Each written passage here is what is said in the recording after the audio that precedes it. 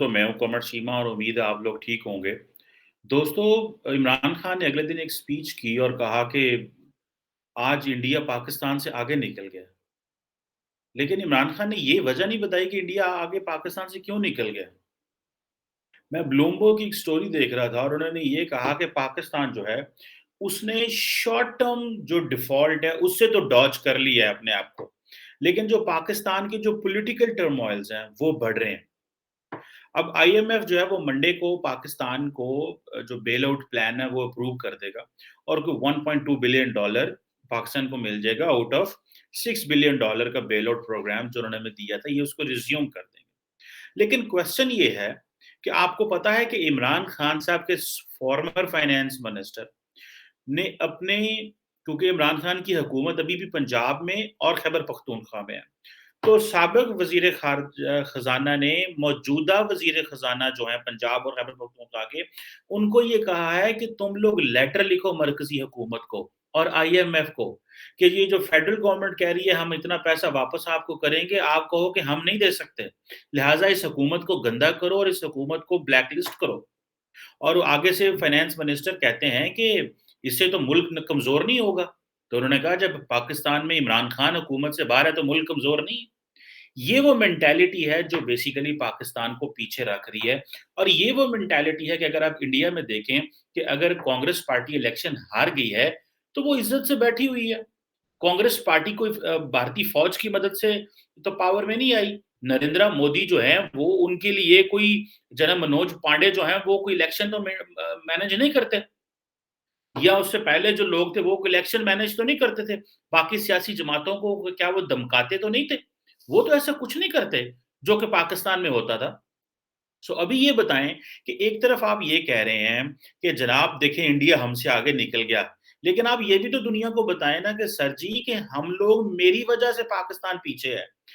अब ब्लूमबर्ग ये कह रहा है, अब देखिए ये बड़े पैमाने पे पाकिस्तान को देखते हैं, पाकिस्तान की लॉन्ग टर्म जो पॉलिटिकल स्टेबिलिटी है उसको देखते हैं, ताकि वो प्रेडिक्ट कर सकें कि इस इकोनॉमी की क्या पोजीशन होगी, उस हिसाब से फिर पाकिस्तान को लोन्स मिलते हैं, उस हिसाब से पाकिस्तान की क्रेडिट रेटिंग जारी होती है, उस हिसाब से इंटरनेशनल इन्वेस्टर्स को कहा जाता है कि पाकिस्तान में इन्वेस्टमेंट करें और जो ग्लोबल फाइनेंशियल इंस्टीट्यूशंस होते हैं, वो पाकिस्तान की पॉलिटिकल फाइनेंशियल स्टेबिलिटी को देखते हुए मुल्क के साथ ताल्लुकात बढ़ाते हैं। यहाँ पे तो हम देख लें कि किसी बंदे को पता चल जाए कि फलाँ लड़के और लड़की की अच्छी जॉब है, तो लोग रिश्ता तब करते हैं जब उनको पता चले कि ये इसकी पोज़ीशन स्टेबल है, इसका सोशल लाइफ़ स्टेबल होगी, इसकी फाइनेंशियल लाइफ़ स्टेबल होगी, तो तब जाके ये फैमिली लाइफ़ स्टेबल कर सकेगा। तो इंटरनेशनल कम्युनिटी भी इस तरह आपको देखती है। अब जो अगर आप देखें कि यहाँ पे मैं कुछ देख रहा था कि कोलंबिया बेस्ड और सिंगापुर बेस्ड और इंग्लैंड बेस्ड जो कुछ रिसर्चर्स हैं, जो कि मार्केट को देखते हैं कि मार्केट की क्या पोजीशन है। उन्होंने जो एक्सपर्ट्स हैं, उन्होंने ये सीधा-सा कहा है कि पाकिस्तान की पहली बात तो ये है कि मिक्स्ड परफॉर्मेंस रही है और ये मिक्स्ड परफॉर्मेंस जो है because of that is of the political uncertainties. अब ये देखें कि अगर आपके मुल्क के अंदर आप देखें कि अगर अगले साल तक इलेक्शन होने वाले हैं। अब इमरान खान कहते हैं क्योंकि मैं ताकत से बाहर हूँ, लिहाज़ा इलेक्शन होने चाहिए। और मज़े की बात ये है कि पाकिस्तान के सारे लोग इस चीज़ को मानते हैं कि जो इमरान खान कह रहे हैं इलेक्शन होने चाहिए, वो इलेक्शन होने चाहिए। लोग ये नहीं समझते कि ये एक डेमोक्रेटिकली जो चेंज आई है पाकिस्तान की पार्लियामेंट के अंदर। क्योंकि पाकिस्तान का देखें आवे का आवे बिगड़ा हुआ है कि जब लोगों को इस चीज़ का पता है कि पाकिस्तान के अंदर जो तब्दीली है, वो हमेशा या तो सुप्रीम कोर्ट किसी वज़ीर-ए-आज़म को फ़ारिग कर देती थी या कोई जर्नैल फ़ारिग कर देता था, लेकिन अगर कोई तब्दीली पार्लियामेंट से आई है, लोग उसको मानने को तैयार ही नहीं है। अब ब्लूमबर्ग ये कह रहा है कि पाकिस्तान ने एक दफ़ा तो डॉज कर लिया। लेकिन क्या आइंदा डॉज करेगा? वो ब्लूमबर्ग का कहना ये है और बाकी मैं देख रहा था एक लंदन बेस्ड रिसर्च फर्म है टेलिमर, उनका कहना ये है कि पाकिस्तान जो है वो इसका डॉलर जो रुपया है वो इस वक़्त तकरीबन ₹220 पे आ गया है। लेकिन क्या ये जो है इस साल तक यही रहेगा? वो कह रहे हैं पाकिस्तान का रुपया इस साल के एंड तक ₹240 पे जाएगा। सो इट मीन्स कि पाकिस्तान की जो फाइनेंशियल हालत है वो तो बड़ी खराब है। कि इमरान खान साहब ने 115 रुपए से पकड़ा और 178 पे लेके आ गए, इस गवर्नमेंट ने 178 पे पकड़ा और 220 पे लेके आ गए। तो पाकिस्तान के अंदर तो बेसिकली हम एक तरफ तो हम सियासी जितनी भी मामलात हैं, उनकी वजह से हम लोगों ने मुल्क को का कबाड़ा कर दिया और मुल्क को पीछे कर दिया। ऊपर से नेचुरल कैलेमिटीज़ आ जाती हैं। क्या भारत के अंदर इस तरह होता है कि वहाँ पे एक सियासी जमात जब पावर से बाहर आई है, तो दूसरी सियासी जमात कहेगी कि नहीं जी मैं तो इलेक्शन चाहता हूँ और उसकी चाहते हैं और हम तो इसके अलावा हम आगे नहीं आएँगे। अब देखिए ना कि पाकिस्तान में इमरान खान साहब को अब इमरान खान का देखें कि क्योंकि इमरान खान की इस वक़्त 2 सूबों में हुकूमत है और हैं वो ऑपोज़िशन में क्योंकि वो वज़ीर-ए-आज़म नहीं है। वो तकरीबन 14 करोड़ 15 करोड़ लोगों के ऊपर प्रोविंशियली हुकूमत कर रहे हैं। लेकिन वो कहते हैं जी कि मैं तो अपोज़िशन में हूँ क्योंकि मेरी हुकूमत मैं वज़ीर-ए-आज़म नहीं हूँ, मेरे बेशक सारी पार्टी जो है वो पावर में आ जाए, लेकिन अगर मैं अपोज़िशन में हूँ तो मैं नहीं। अब देखिए ना थोड़ा अरसा पहले एक सहाफ़ी है पाकिस्तान में, वक़ार सती, उनको इमरान खान साहब के ऊपर बात करने पे, उनके ऊपर जो ब्लास्फेमी चार्जेस लगा दिए गए। उनके ऊपर रावलपिंडी की पुलिस ने वक़ार सती जो जर्नलिस्ट हैं, उन्होंने कहा जी कि इन्होंने डिसरिस्पेक्टफुल स्टेटमेंट दी है और इमरान खान के ऊपर और इस्लाम के ऊपर। लिहाज़ा इसके ऊपर हम 295 ए ये जी basically deliberate and malicious act है और रिलीजियस फीलिंग्स जो हैं वो मुतासर हुई हैं और पंजाब हुकूमत और इमरान खान की हुकूमत सहाफ़ियों पे पर्चे कराती है और लोगों को ब्लास्फेमी कल को उसको बंदे को मार दे तो कौन ज़िम्मेदार है? अब एक तरफ आप लोग लोगों को जेलों में डालते हैं, एक तरफ आप लोग जो है वो मुल्क को चलने नहीं दे रहे, दूसरे मुल्कों की मिसालें तो देते हैं कि भारत तरक्की कैसे कर गया, भारत तरक्की जो कर गया वो पॉलिटिकल स्टेबिलिटी की वजह से तरक्की है वहाँ पे। लोग नरेंद्र मोदी की पॉलिसी पे जितनी मर्ज़ी बातें करें, but once he is in the power तो वो अपना काम कर रहा है। जब वो पावर में आके अपना काम करेगा और अपनी मेहनत करेगा और मुल्क को आगे लेके जाएगा तो मुझे बताएँ तो वो क्यों नहीं आगे जाएँगे? आप पूरे दुनिया का मीडिया उठा के देख लें, मैं तो देख रहा था मैं इकोनॉमिस्ट को पढ़ रहा था और मैंने जब इकोनॉमिस्ट में देखा, अब इकोनॉमिस्ट बहुत बड़ा मैगज़ीन है, बहुत बड़ी लंदन बेस्ड एक न्यूज़पेपर है, वो क्या कहता है अपना मैगज़ीन भी जारी करते हैं वो। अब पहली बात तो ये है कि इंतहाई परेशानी की बात ये है कि इंटरनेशनल मीडिया जो है या तो पाकिस्तान को कवर नहीं करता और अगर पाकिस्तान को कवर करता है तो बुरे अंदाज से कवर करता है। मैं देख रहा था कि पाकिस्तान के बारे में उन्होंने जो लास्ट खबर की हुई है जून की हुई है and then it pass July and then August भी तकरीबन अब देखें गुजर रहा है। वो यानी कि इकोनॉमिस्ट के नज़दीक पाकिस्तान जो कि 24 करोड़ जो लोगों पे मुश्तमिल एक मुल्क है, साउथ एशिया का बड़ा इंपॉर्टेंट मुल्क है। न्यूक्लियर वेपन्स हैं, इतनी बड़ी फ़ौज है, अफ़गानिस्तान पाकिस्तान के साथ है और इंडिया, चाइना हमारे साथ हैं, लेकिन पाकिस्तान के बारे में वो क्या खबर देते हैं कि इमरान खान जो है वो पाकिस्तान की इकोनॉमी को जेपरडाइज़ कर देगा। और इमरान खान जेपरडाइज़ कर रहा है पाकिस्तान की, वो इकोनॉमी को, यानी कि वो पाकिस्तान की इकोनॉमी को ठीक नहीं होने देने जा रहा। अब इन चीज़ों को इंटरनेशनल कम्युनिटी को पता चल रहा है, इन चीज़ों को आपको नहीं पता चल रहा। आज इमरान खान का जैसे मैंने बताया कि फॉर्मर फाइनेंस मिनिस्टर और जो मौजूदा फाइनेंस मिनिस्टर हैं, वो कह रहे हैं कि जी हाँ, हम आईएमएफ को लेटर लिखेंगे कि हम अपनी सेंट्रल गवर्नमेंट को पैसा नहीं देंगे। और वो कह रहे हैं पाकिस्तान की सेंट्रल गवर्नमेंट को गंदा करो, ये डिफ़ॉल्ट कर जाए, पाकिस्तान डिफ़ॉल्ट कर जाए ये ज़्यादा हमारे लिए इम्पोर्टेंट है। लेकिन ये गवर्नमेंट नहीं रहनी चाहिए और इमरान खान को पावर में आना चाहिए। क्या दूसरे मुल्कों में भी ऐसे होता है? क्या इंडिया में भी इस तरह होता है कि वहाँ पे सेंट्रल गवर्नमेंट इसलिए जो सूबे हैं वो गवर्नमेंट के साथ कोऑपरेट नहीं करेंगे? हमने अरबों डॉलर देने हैं, देखें अभी ये पाकिस्तान को जब पैसे मिलेंगे तो शायद पाकिस्तान के पास जो पाकिस्तान के फॉरेन एक्सचेंज रिज़र्व है, वो 16 अरब डॉलर हो जाएँगे। अभी इस वक़्त पाकिस्तान के foreign exchange reserve 7.8 billion dollar के करीब है।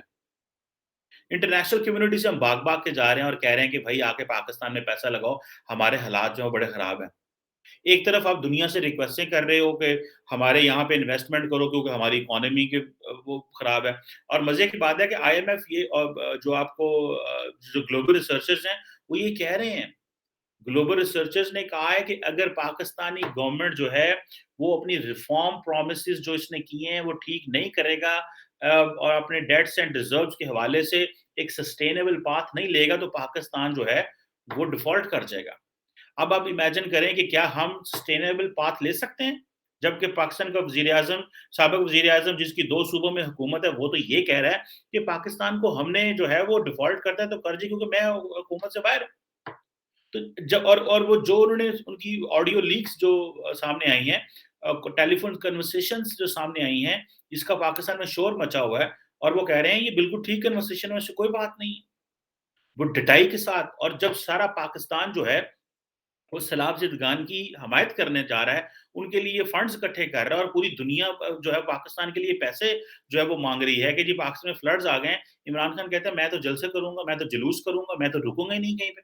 उन्होंने अभी जेलम में जलसा किया, आगे उनके और प्लान्स हैं जलसे करने के। यानी कि मुल्क जल डूबा हुआ और वो कह रहा है मैं जलसे करूँगा, क्योंकि उसको पता है कि मैं जो बोलता हूँ लोग मेरी सुनते हैं। यहाँ पे लोगों की भी ज़िम्मेदारी है कि लोग जो हैं, जो इंसान हैं, कोई खोते घोड़े, भैंसें तो नहीं हैं। उनको भी इस चीज़ की समझ होनी चाहिए कि अगर एक लीडर, एक सियासतदान उनकी अपनी पॉलिटिक्स का समझ रहा है कि मेरे लोग मेरे साथ हैं और मैं जो मर्ज़ी करूँगा, मैं जिस तरह मर्ज़ी इनको हाँकूँगा, ये मेरे साथ चल पड़ेंगे। ये उन जिन लोगों की भी ज़िम्मेदारी है कि वो इस माइंडसेट के खिलाफ खड़े हों। इंडिया में अगर आप देखें इमरान खान को इंडिया के आज जब से पावर से उतरे हैं, इंडिया बड़ा याद आने लग पड़ा है। डॉक्टर जयशंकर को बड़ा याद करते हैं, नरेंद्र मोदी की पॉलिसीज़ को बहुत याद करते हैं कि देखो वो किस तरह ताकि ये फ़ौज को और एस्टेब्लिशमेंट को पिंच करें। सिर्फ़ और सिर्फ़ ये नरेंद्र मोदी की पॉलिसीज़, इंडियन फॉरेन मिनिस्टर की पॉलिसीज़ जो कि बहुत मैं समझता हूँ कि उन्होंने बड़ी मेहनत की है अपने मुल्क को आगे लेके जाने के लिए। लेकिन वो बातें करता है जाके और जब पावर में होते थे, तो रोज़ ट्वीट मोदी के खिलाफ, ये फ़ाशिस्ट है, ये बीजेपी है, ये फलाना, तभी एस्टेब्लिशमेंट को खुश करने के लिए। मैंने वाहिद पाकिस्तानी वज़ीर-ए-आज़म देखा है, जो एस्टेब्लिशमेंट को खुश करने के लिए ट्वीट्स करते हैं, ताकि मेरी उनके साथ बनी पड़ी रहे। अभी तो कोई ट्वीट्स नहीं करते इंडिया के खिलाफ। अभी तो कुछ नहीं करते, अभी तो इनको कहते हैं, अभी तो इस हुकूमत को फ़ाशिस्ट कहते हैं, वो आपको फ़ाशिस्ट कहते हैं, एक-दूसरे को फ़ाशिस्ट कह के आप लोगों ने मुल्क का जो है बेड़ा गर्क कर दिया है। और अब हमारी पोज़ीशन ये है कि एक तरफ हम पैसा माँगते हैं कि आएँ मुल्क के अंदर इन्वेस्टमेंट करें, क्योंकि ताकि हमारी जो हालात बेहतर हों, पैसा आएगा तो में मामलात बेहतर होंगे, इकोनॉमिक एक्टिविटी जनरेट होगी। उधर से हम दूसरे उसी मुल्क को जाके फिर कहते हैं, वो हमारे सैलाब भी आ गए, उधर भी पैसा दीजिएगा। तो अब इमेजिन कर लें कि आपकी क्या कंडीशन है कि यूएस जो है वो $1,00,000 आपको भेज रहा है। यूरोपियन यूनियन में भी पढ़ रहा था उन्होंने 350,000 यूरो भेजे और करीब 1.8 मिलियन यूरो और उन्होंने प्लेज किया पाकिस्तान में बिकॉज़ नोइंग कि यहाँ पे क्या जो है वो पोज़ीशन क्या है पाकिस्तान की। अभी फ्रांस के सदर ने पाकिस्तान को जो है वो अपनी कंडोलेंसेस भेजी, सिम्पैथीज़ की, तो पाकिस्तान के वज़ीर-ए-आज़म ने भी रिस्पॉन्स किया। यहाँ पे इस तरह के भी सिर-फिरे हैं, वो गए होके हो सकता है वो कहेंगे जी तुम क्यों गए, क्यों फ्रांस से पैसा ले रहे हो? तुम क्यों फ्रांस से पैसा ले रहे हो? वो तो ऐसे हैं, वो तो वैसे हैं। सो मेरा ख़्याल है कि ये इमरान खान साहब को इसलिए ये बताना चाहिए, मैं आप दुनिया के किसी बड़े जरीदे, किसी बड़े न्यूज़पेपर, किसी एनालिस्ट से पूछ लें कि पाकिस्तान के जो हालात हैं, वो इसलिए ख़राब हैं, क्योंकि Imran Khan continuously political uncertainty create कर रहे हैं और जैसे ही अगले साल के सेकंड जो हाफ़ है, उसमें इलेक्शंस होंगे, केयरटेकर गवर्नमेंट पाकिस्तान में 3 माह में आएगी और पाकिस्तान कोलैप्स कर जाएगा in terms of financial bankruptcy. Pakistan अगले 12 महीनों के अंदर जो है एज़ पर द ब्लूमबर्ग, अगर आप ब्लूमबर्ग को पढ़ें, वो कह रहे हैं कि 12 महीनों के अंदर इन्होंने डॉज किया है शॉर्ट टर्म डिफ़ॉल्ट से। यानी कि पाकिस्तान ने शॉर्ट टर्म डिफ़ॉल्ट से डॉज किया है। लेकिन this is not going to happen for long term. ये लॉन्ग टर्म के लिए नहीं होने वाला। तो यहाँ पे हमें पता चल जाता है कि वेयर डू वी स्टैंड और आपकी पोज़ीशन जो है वो कहाँ पे है। सो ये जो हमने डिफ़ॉल्ट करना था वो हम बच गए, लेकिन अगले जिस तरह इमरान खान साहब अनसर्टेनिटी क्रिएट करना चाहते हैं, इन चीज़ों को इसी तरह रखना चाहते हैं, पाकिस्तान ये हो ही नहीं सकता कि डिफ़ॉल्ट ना करे, क्योंकि वो जो 3 महीने हैं अगले साल की सेकंड क्वार्टर के अंदर जब इलेक्शंस होने हैं, उन 3 महीनों में और फिर नई गवर्नमेंट में इलेक्शन बनाने में, पावर में आने में और वो सारा जो चेंज ऑफ कमांड होता है, वो सारी पावर शिफ्ट होती है एक केयरटेकर गवर्नमेंट से एक गवर्नमेंट से केयरटेकर गवर्नमेंट और फिर केयरटेकर गवर्नमेंट से नई जो गवर्नमेंट है, उधर तक जाते-जाते जो मार्केट खराब हो जानी है और उसको कौन कंट्रोल करेगा? रुपया फिर ऊपर गिर जाएगा नीचे। सो मेरा ख्याल है कि थिंग्स आर वेरी, वेरी जिसे कहते हैं ना जिटरी, बड़ी जिटरी हैं। हमें जो चीज़ चाहिए, वो ये चाहिए कि हम जो है वो ये सियासतदान होश के नाम लें, इंडिया की मिसालें दें, लेकिन इंडिया में ये देखें कि उन्होंने आज इंस्टीट्यूशंस इस तरह के बना ली हैं कि वो आज पावर में आते हैं, तो वो दूसरों को गालियाँ नहीं देते। वो ये नहीं फिर कहते कि पायन है ਜਿਹੜਾ हमारे जो है ना इलेक्शन कमीशन चोर है। इमरान खान साहब इलेक्शन कमिश्नर को खुद अपॉइंट करते हैं, जब खुद अपॉइंट कर लेते हैं और ये इमरान खान साहब अपोज़िशन में आ जाते हैं, तो इलेक्शन कमिश्नर को गालियाँ देते हैं, ये तो चोर है, ये तो गलत बंदा है और मुझे तो फौज ने कहा था कि इसको लगा दो, तो मैंने लगा दिया इसको। तब आपकी उनके साथ येस थी एस्टैब्लिशमेंट के साथ, बाद में आपकी उनकी खराब हो गई, आप अपोज़िशन में चले गए। उसी इलेक्शन कमिश्नर जिसको आपने अपॉइंट किया उसको गालियाँ देते हैं, तो आपकी क्या क्रेडिबिलिटी है? आप लोग तो मज़ाक कर रहे हैं इस मुल्क के साथ, आपकी आप हैं कौन? एस्टैब्लिशमेंट से पूछ के आप अब लोगों के जो है वो अदारों के सरबराह लगाते हैं, फिर अपोज़िशन में जाके एस्टैब्लिशमेंट को भी गालियाँ निकालते हैं, उन लोगों को भी गालियाँ निकालते हैं जो पावर में जिनको आपने अपॉइंट किया होता है, तो आप ही तो तबाह कर रहे हैं अदारों को, आप ही तो ट्रस्ट नहीं करते। इंडिया में तो ऐसे किसी ने इलेक्शन कमिश्नर पे उँगली नहीं उठाई, उधर तो करोड़ों लोग वोट डालते हैं, करोड़ों लोग वोट डालते हैं, लेकिन वहाँ पे तो किसी ने ऐसे नहीं किया। तो खुद होश के नाखुन लें, जो है इंडिया की मिसालें ज़रूर दें, तरक्की की बांग्लादेश की भी मिसालें दें, पूरी दुनिया की मिसालें दें, लेकिन उस तरह बन के भी दिखाएँ ना फिर।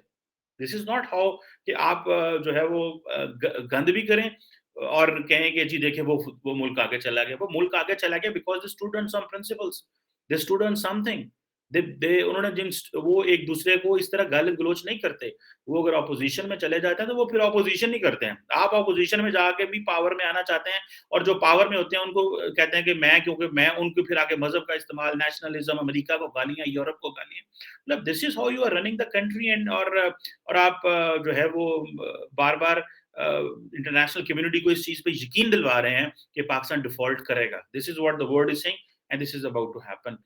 मैं नहीं देखता कि अगले साल के एंड तक ये चीज़ें मैनेज कर पाएँगे और ये मैनेज इसलिए नहीं होंगी, जितना इलेक्शन के करीब जाएँगे, इमरान खान साहब टेम्परेचर बढ़ाएँगे, मामलात उतने ज़्यादा खराब होंगे। लेट्स होप कि ऐसा ना हो, लेकिन इमरान खान के साहब के शर से बचने की बहुत ज़्यादा ज़रूरत है। Thank you very much.